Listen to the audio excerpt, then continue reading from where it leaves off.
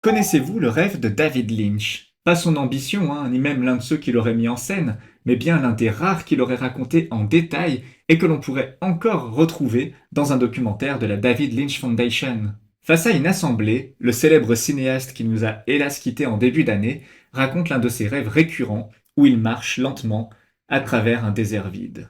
Et il dit apercevoir au loin une figure qu'il reconnaît comme étant son père, ou plutôt l'un de ses pères. Car dans son rêve, il sait qu'il en a deux, un bon père et un mauvais père.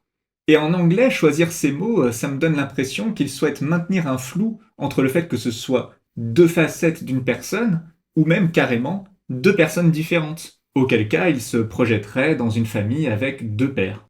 Et donc il est face à cette figure, mais hélas, à cause de la chaleur, l'air lui empêche de vraiment distinguer lequel des deux c'est. Il dit le voir avancer lentement, lentement, lentement, puis saisit le bras de la personne à côté de lui pour surprendre son auditoire autant qu'il fut lui-même surpris dans son rêve en se rendant compte que ça y est, son père est à côté de lui, et il annonce après ce petit moment de frayeur: «C'était mon bon père».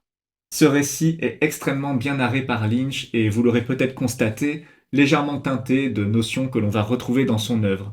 Mais j'ai envie de croire en sa véracité, parce qu'il n'y a pas de raison que, comme toutes les personnes qui s'intéressent à ses rêves, Lynch ne se soit pas juste inspiré des plus récurrents d'entre eux. Vous pouvez retrouver la vidéo de cela, hein, c'est archivé sur le célèbre site de vidéo avec le logo rouge, et je vous invite à aller la consulter parce qu'ici on ne va pas plus s'y attarder, on va plutôt se pencher plus tard sur d'autres rêves de célébrités, alors n'hésitez pas à vous abonner.